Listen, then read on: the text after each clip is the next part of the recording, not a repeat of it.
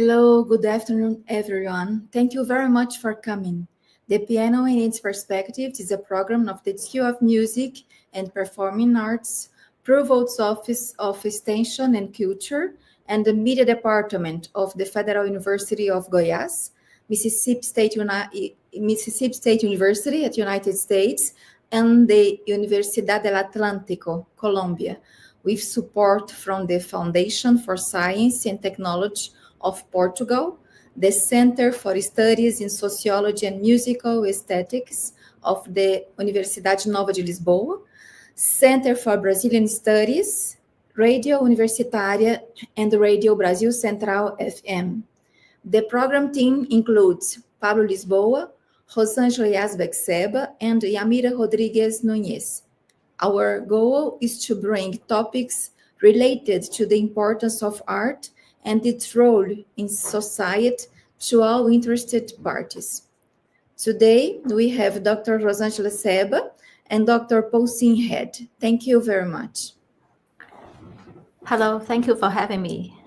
Thank you, Posing, for being here with us. Dr. Posing we met in several conferences, and the latest one was in Colombia, the College Music Society. So we are very glad that she accepted the invitation to be part of this interview.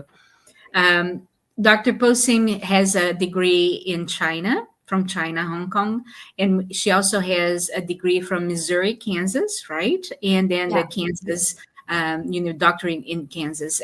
Her interest is in Latin American music, and we are going to talk about all the other things that she does as well, besides learn in musicology and performing. So welcome, Dr. Posing. Oh, thank you for having me today. Usually I start the interview with how and where you started learning music.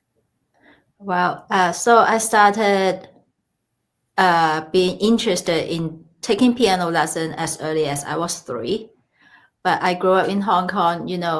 Most of the people in Hong Kong, we live in small apartments. So at that time, I lived in a 300 square feet, 2-bedroom apartments. So taking piano lesson or even having a piano at home is pretty challenging. It's also require a lot of commitment, not just for myself but also for my family. So when I was 3, I asked my mom if I can take piano lessons. So her response is like, no, you cannot. Yeah, it's also because of the finance. I wasn't growing up in a very rich family. It's just a lower middle class family. So just too much for at that time. But although she said no to me, but she got me a toy piano. So I started to play on the toy piano every day after school, and I really enjoy it. And I kept asking, and until I was 6, finally we went to a music school, and she signed me up for piano lesson. And then she also bought me a piano, and then she found a corner in her bedroom that is fit upright piano there, and then I have to start practicing piano since then. So let's talk a little bit about the music education in Hong Kong. Sure. In the United States, we do have music classes in the Right. public schools and schools in general. In Brazil, we don't. We have to go to a conservatory or music school to learn music. And usually we pick an instrument. How is the music education in Hong Kong? So music education in Hong Kong, most people can sign up for classes in a private music school, kind of like the same in the United States. But we also have conservatory, like some student at a young age, they can apply to go to the APA, that stands for the Art and Performance Academy of Performing Art. That's the real, correct name. Yeah, but we all take ABRSM to the music examination growing up.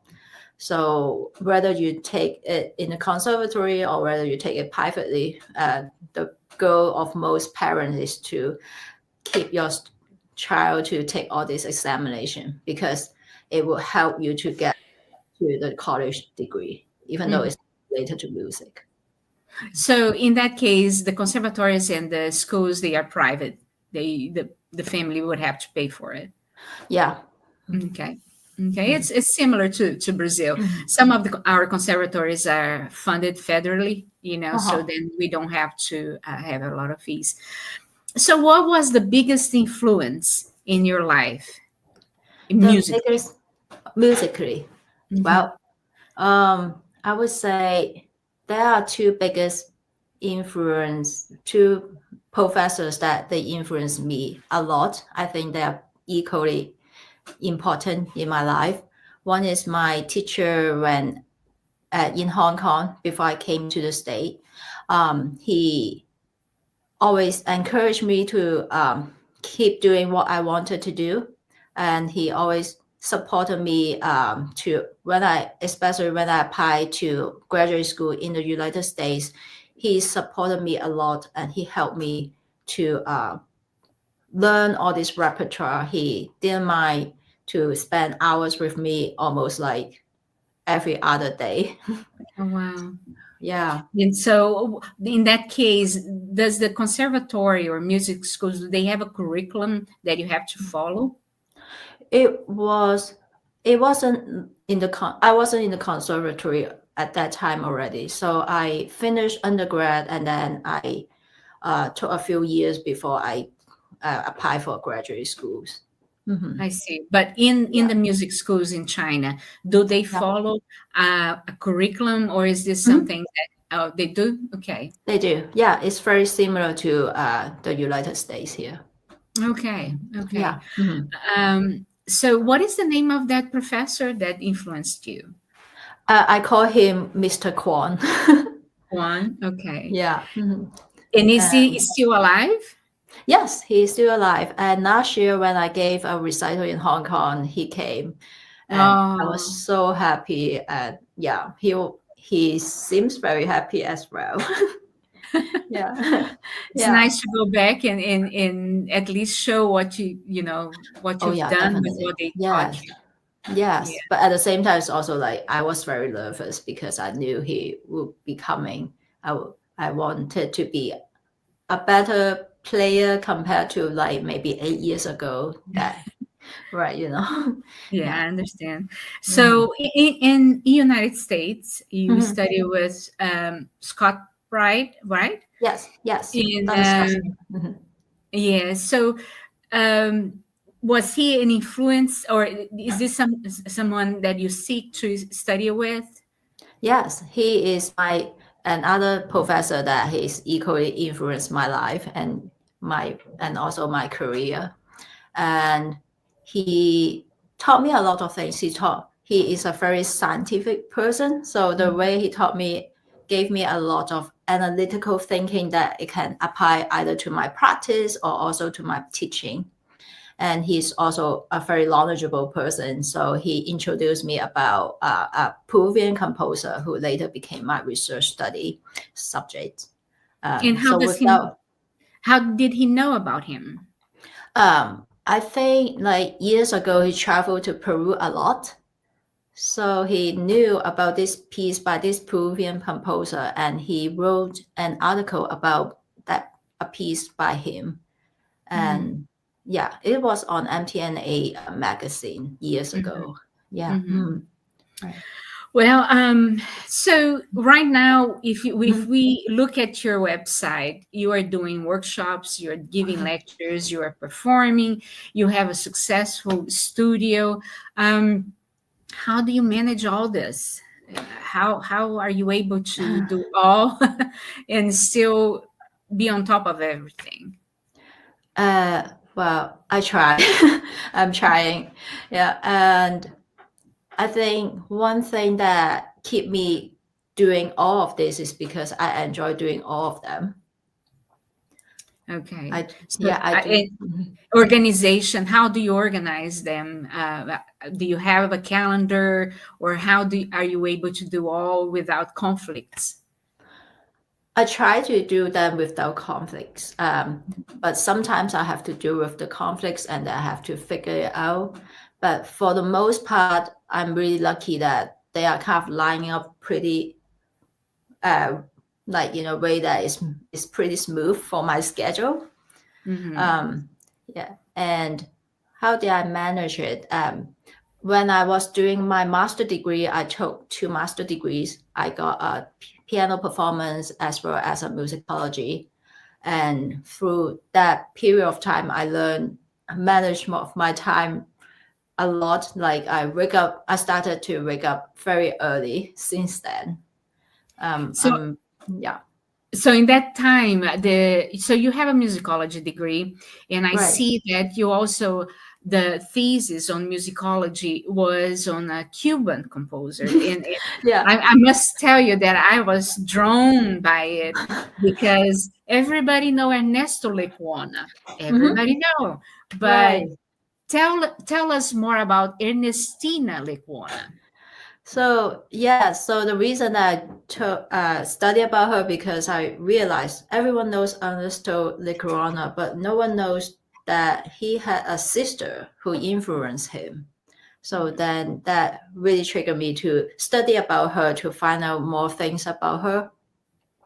And it was pretty difficult to find information related to her life in the beginning, because it was also my first year of doing the master degree in musicology. I didn't have any like background, like doing research before that.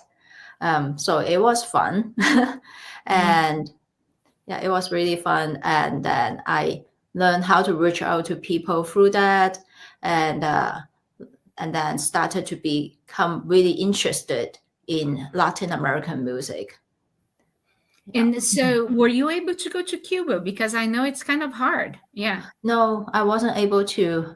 I found most of the resources through the internet and also from books. And I remember I also like to do research or reach out to people through YouTube and through Facebook. And I remember one of the resources I found is from the Family Tree website. And I found a person who put the information about Ernestina and her family on the Family Tree. So I reached out to that person who is in France, who is a French. So, and then I tried to find out, why this person in France would know this information about this Ernestina Lecuona. So that part of it is super fun for me. Yeah, and isn't her grandson Leo Brouwer? Yes. The guitarist, right? Yes. It's amazing. It is amazing. And I try to reach out to him and his wife. His wife is also a musicologist, but they didn't want to talk too much about his family life, so I just leave it like that. And what can you tell us about her? What can you say about her life as well as her music? Well, she was a pretty successful musician when she was a teenager, and her composition got published and went pretty popular when she was 15. But then she went on, she didn't continue with her career, but instead she married and had 5 children. And so she didn't really go back to her music career when she turned at her 40s. And so at that time, Ernesto Lecuona returned back to Cuba and gave a series of concerts. So he invited her to play some of his pieces, as well as Ernestina at that time also started to present some of her new composition. And through that, she became a popular composer, and she wrote music for piano, and she also wrote music for voice and piano. Does he have other instrumentation? Did she write for other instruments as well?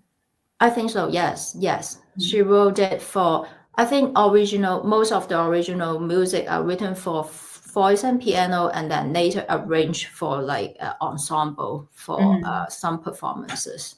And it's funny that these women now are coming up. So we have in Estina Lecuona, we also have Clara Schumann that has been performed more and more, Amy Beach, Florence Price, and so many other women. For example, one in Brazil is Chiquinha Gonzaga. They are coming to life in this century, and I hope it continue. And you can also serve as a voice for those that are underrepresented. So this is amazing. This is really amazing. I would like to ask you just a personal question. How do you handle all that you do and also have time to practice? What is your daily routine? My daily routine. So like I said a few minutes ago, that I am an early morning person. So I wake up at 5. Right now I wake up at 5 instead of 4. Normally I start my day like doing exercise first, having some exercise on so that I get the energy to keep myself going throughout the day. And I am learning Spanish. So every day I will spend some time on Spanish, and then and normally before my job teaching, and I will practice as much as I can. Yeah, I understand. Yeah. So you start usually with pre-college students, or do you teach college, or how? I teach in a community college. So I only spend once or twice a week to go there for some lessons. Right. Well, another thing that I would like to know is this balancing of teaching and playing. And you already explained that you do the best you can, right, to handle all the duties. So in the sense of performing, are you focus on a South American music, or do you perform other genres, or do you perform only classical, or the literature that we know, Haydn, Mozart, Beethoven, and how is your program?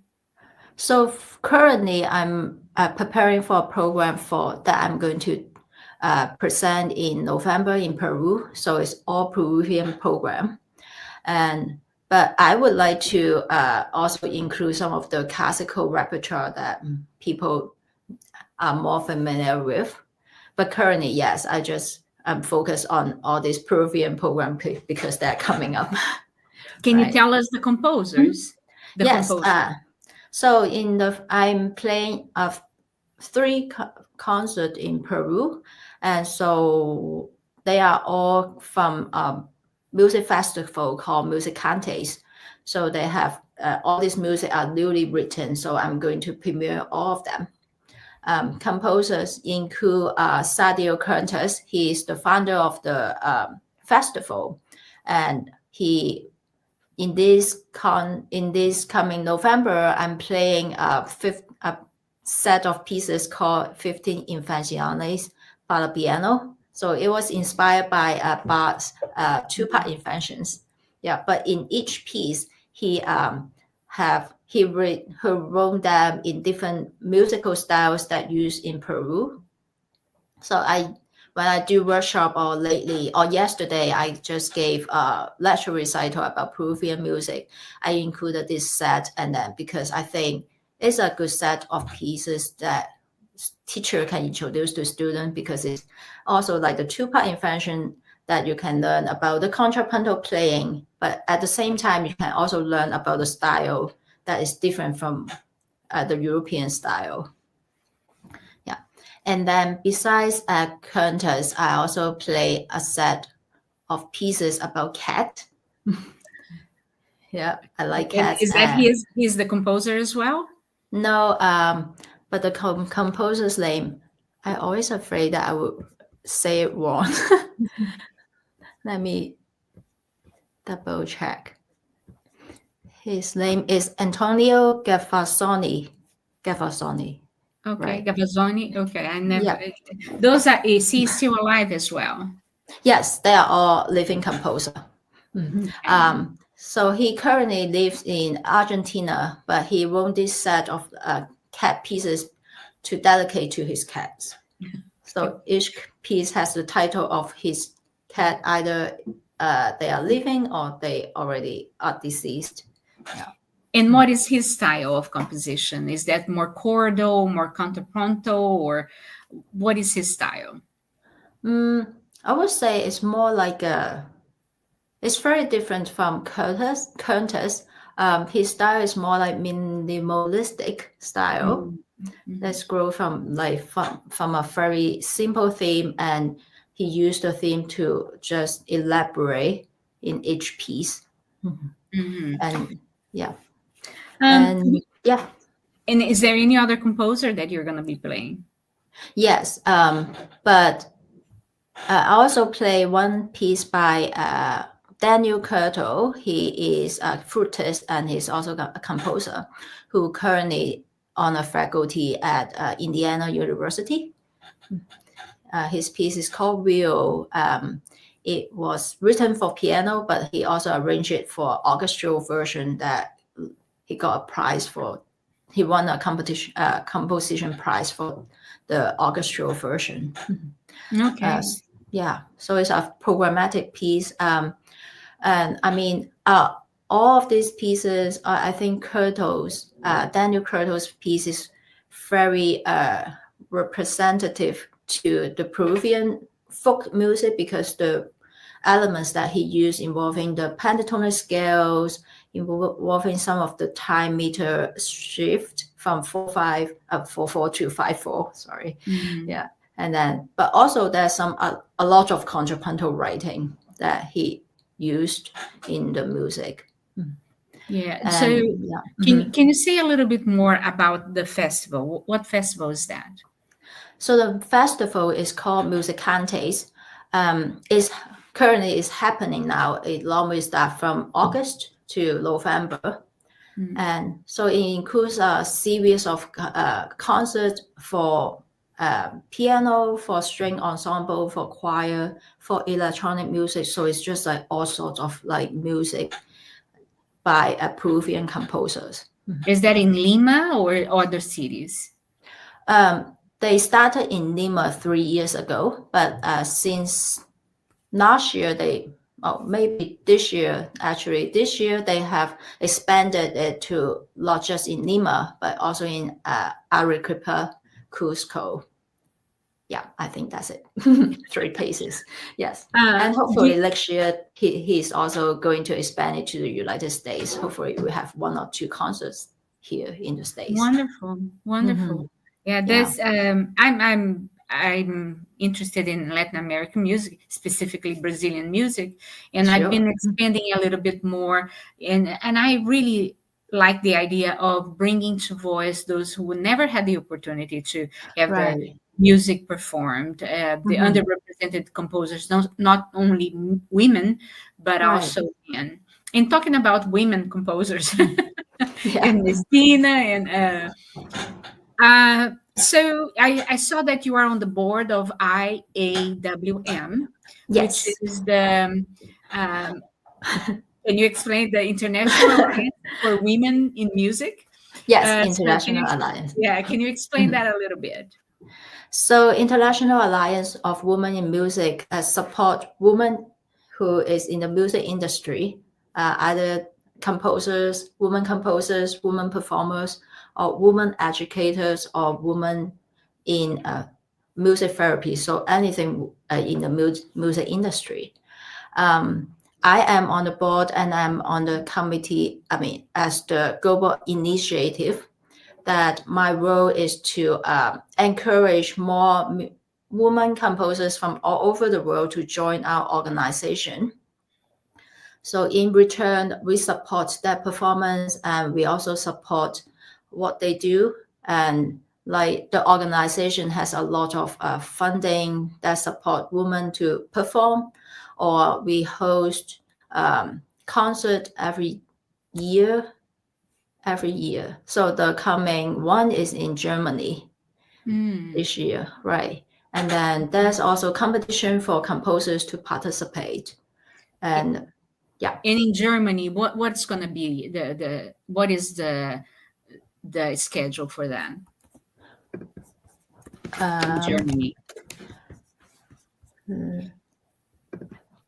And I'm gonna ask Andrea to put the link of the iawm.org for those who are listening and want to participate in this alliance. I am part of it, and I am always very impressed with the amount of work that this association does in support of women in music in general. Maybe later we can include that in the underneath the video. But and again, I will let you answer my question, which is the schedule. Right. So the schedule this time is gonna be September 25th in Germany. Is coming up. So they are doing some new musical work in the concert, and So they are German composers or any women composers? Any women composers can apply. Okay. And we had the president there, right? Christina, she was there, and she was talking about the importance of having support for us as women, in not only performers but composers, any women that is involved in music. And I think it's quite affordable, the membership, and we invite anybody in Latin America or anybody in Europe that are listening, or Latin America or United States, to come in and join us. And so also we have the concert page for this conference. Andrea can show that. And also want to add that there's IAWM has a journal that they invite people to submit their proposal or the article about women in music, not just by women writer, but for anyone who support women in music. And we also, I'm just a member, and I just joined. This is my second year, I think. And I just think also that anything that we can contribute to put the women's music or performances out there, we have to support each other to make this happen. Yes, I totally agree. So we are going to show some of your performances. And I think we have one by Vidal, Francisco Vidal. But before we show that, can you talk a little bit about him as a composer? Sure. Francisco Vidal was actually my research subject during my DMA degree, a doctorate degree. And he was a Peruvian composer, and he belongs to the generation of the 50s that the music at that time was brand of Peruvian folk music, as well as the avant-garde movement. And in this piece, Paco Yunque, it is the title itself is the same as a famous literature in Peru. It was written by Cesar Viejo, and this literature still require books on the book list that is required for students to read in school in Peru. So but each piece in Paco Yunque, there are 3 pieces that is in the structure of fast, slow, fast, kind of like Italian symphonic structure that Vidal used, and then and each piece has its own title, and that is also related to different literature in Peru. And but so what is the title of the movements? The first movement is called Paco Yunque, and then the second movement is called El Viajero, and then the last movement is called Pedro de Acero. Okay. And I noticed also in the video there's a little as you play, there's a little video going on. Can you explain it? So the video is actually the story of Paco Yunque. I use it during my lecture recital because I think might be interesting for my audience to know about a little bit about the story, even though the music might not match the storyline. But it's still kind of interesting. I think it's interesting for my audience to see it. And so Paco Yunque, because it's so popular, it was later filmed also in the TV cartoon, and it also has like drama about Paco of the story. So this is only one of that I found, the timing is pretty matched to my performance. That's why I use this video that I found on YouTube. Okay, well, we're going to listen to it, and hopefully we can listen to the whole performance because it's quite interesting. Here is Paco Yunque by Francisco Pulgar Vidal.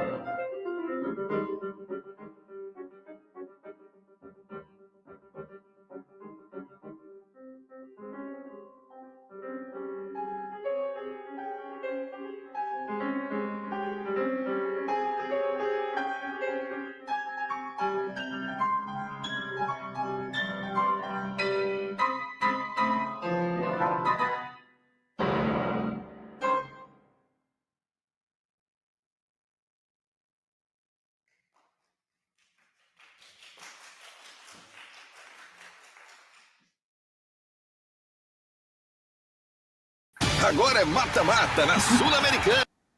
Bravo. That was quite something at the end. Yeah, thank you. Yeah. Wow. Do you still perform that music? Are you still doing it? Oh, wow. Yeah, I just played it yesterday, and every time I play it, I think audience like it a lot. It's really fun to watch, and it's also very fun for me to play. Yes, I think it's amazing that nobody would know about it if you didn't become interested in the music and bring to the audience. It's important of a performer. Right. And I want to share that last year when I was in Peru, in Lima, Peru, so Francisco Vidal passed away in 2012. So I never met him in person. But last year I met his wife and also a lot of his children. So they all went to my performance. And in the performance, I play a piece by Puro Vidal. So I was just really grateful to see them, really happy to play something that really that are important to their life as well. So it was a great experience. So he wrote for piano. Is there any other instrument that he wrote? Yes. So back to his background being the generation of 50, at that time, a lot of composers wrote music for the orchestra, for ensemble or for choral. So that was actually he was famous for. So a lot of symphony, a lot of orchestral work are still performed today, but many piano work where people know about he wrote piano music. I see. And you also have other performances, and I think the Blanca Layana Gomez. Layana Gomez, yes. And they are miniatures descriptivas, right? Yes. And how did you know about this composer? Oh, wow. I know her through, I write article for a magazine called Into the .hk. So a lot of time I have to find some topics for me to write article because I need to submit article from time to time. So that at that period, I was thinking about to introduce some women composers in Latin America. So I started to do some searching, and then I found Blanca and find her music. And then I was sad to see on her YouTube that a lot of music that it was not played by a live pianist. But I find her music is really charming and it's good to introduce to people. So then one day I thought, Is she Peruvian as well? No, she is from Ecuador. Ecuador. Yes, she's an Ecuadorian composer. So at KU, there was an Ecuadorian musicologist. And one day when I talked to her and I asked her, like, do you know this composer? And she told me, oh, yeah, we are friends. So during the summer when she went to, so the teacher I mentioned at KU, her name is Katie Wong. In that summer when she went to Ecuador, she bought me the book that was written by Blanca, all the composition by Blanca. She bought it to me. And then I decided to make an album that I play all her music. So she's still living? Yes, she's at her 60 now. Yeah. Oh, wonderful. It's also a learning experience for us that are listening to this interview. So thank you so much. We're going to listen to Blanca Layana Gomez, Miniaturas Descritivas 1, 2, 3. No? Yeah, I think so.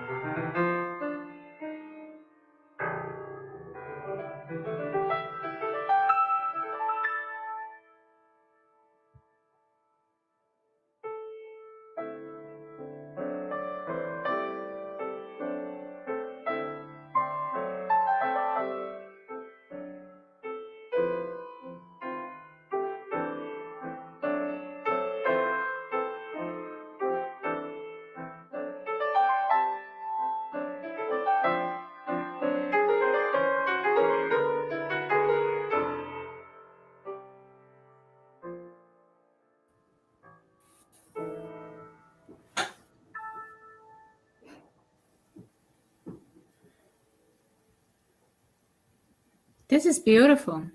This is thank really you. beautiful. I'm so glad that you are bringing those composers to life. Beautiful music that probably would know. Yeah. Yeah, and some of her music, a lot of piano pieces that she wrote are pretty short pieces, and some of them are pretty not at an advanced level that you can introduce to students at like a intermediate level as well.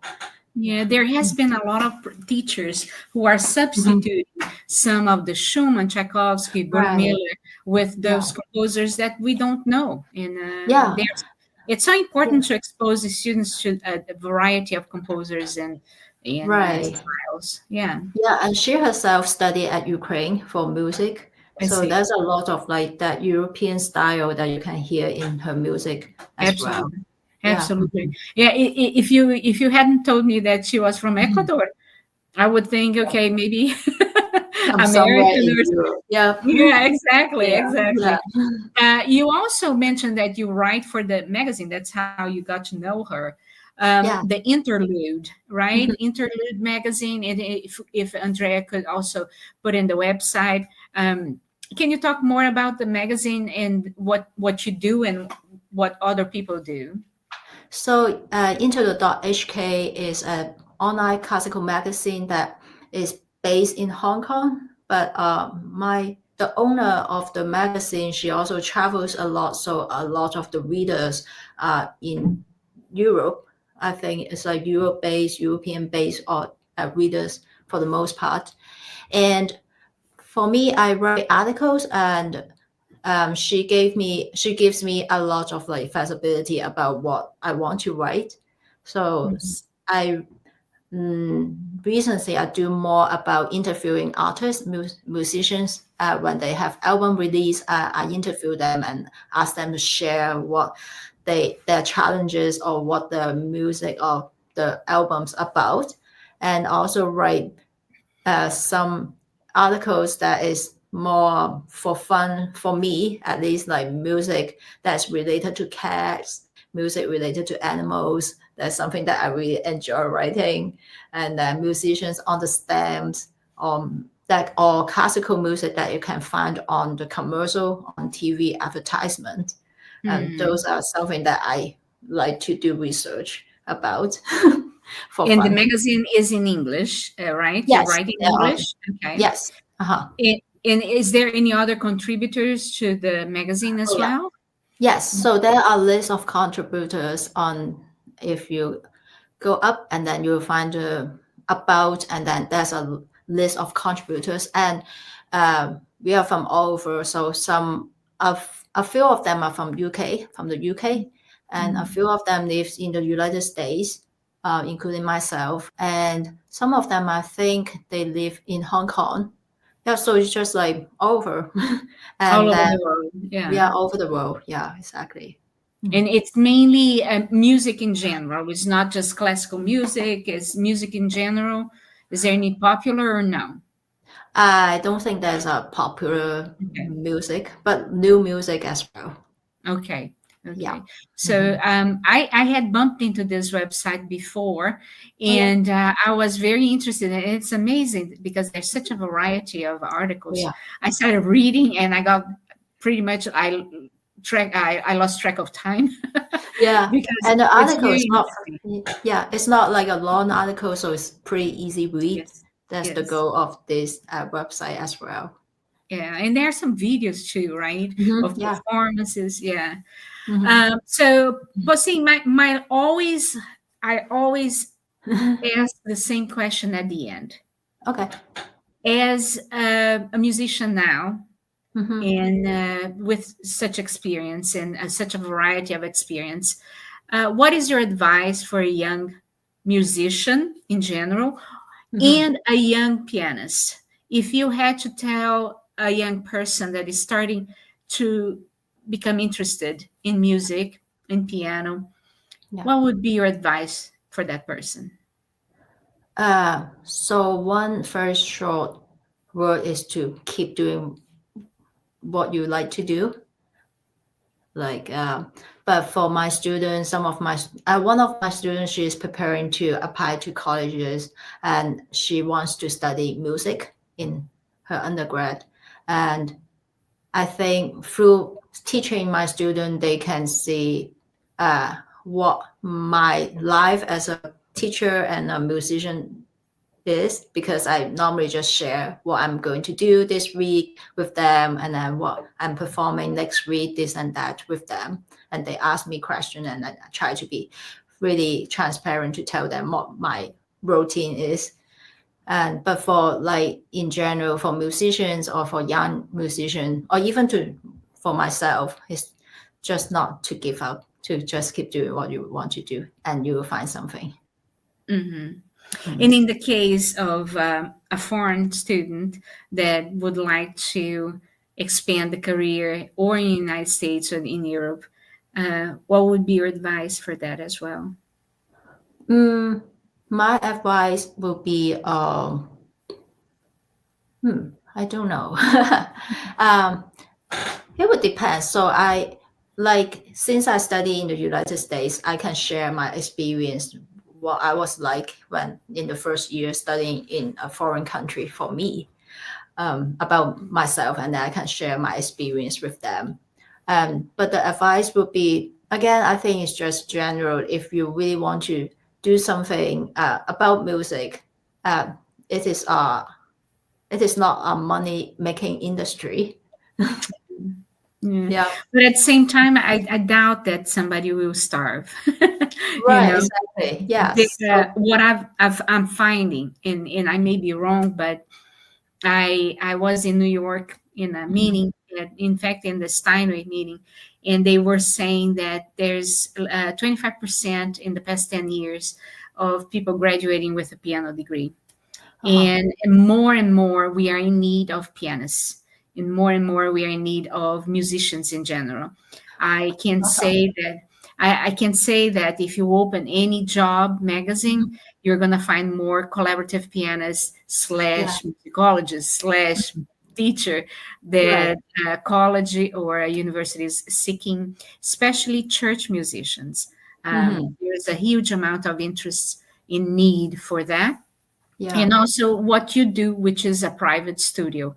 I run a pre-college program here, where our waiting list for piano lesson is just increasing every month.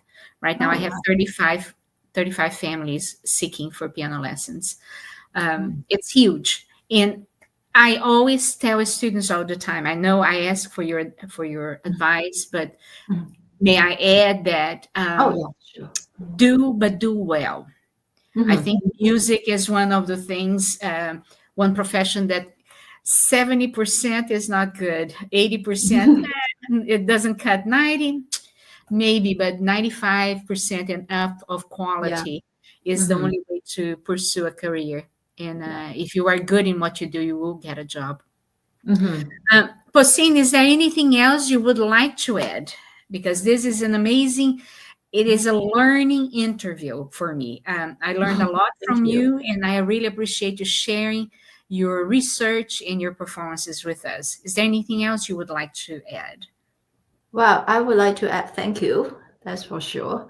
Yeah, thank you for having me today. And I want to add that I'm really grateful for having all this opportunity to share the music that people that's less performed or less known. And I am also grateful that that one time during my doctorate recital, that the first video that you saw, Kathy Wong came to my recital, and she was happy and she was excited. And I asked about, I always have doubt about playing Latin American music, being not a Latina, because I always doubt or worry that, I couldn't play them well, or I couldn't be the one to play them because I'm not from there. But she told me, well, because I like the music, and every musician are different, and everyone has their own individual personality that would bring to the musicality to the music. So I shouldn't be doubtful about myself or performing that music. And along the path, I have a lot of supportive friends, from Peru, or the supportive composers who asked me to play their music. So I'm really grateful about that. I've heard you play, and you're a phenomenal pianist. Don't doubt about your capability. You are a very fine pianist. So once more, I would like to thank you for being here with us and accepting the invitation. I would like to thank Andrea for allowing us to have this opportunity, and thank everybody that is watching us. This is a very interesting podcast because it talks about the piano in its perspective. So it's music in general, but especially pianists that do so much more than just teach piano or play piano. We do way more than that. So thank you very much. Have a good weekend, and we hope to have you back next week. So we are immensely grateful for your participation, Dr. Poulsen. It was a program full of new things and learning for me, and the beautiful interpretations of composers I had never heard before. So congratulations on your career, full of music in every aspect. Thank you very much also, Dr. Rosângela Sebba, for bringing us Dr. Poulsen, who enchanted us all. Thank you very much. Thank you. Big hug from Brazil for you too. Thank you so much. Yeah. Bye.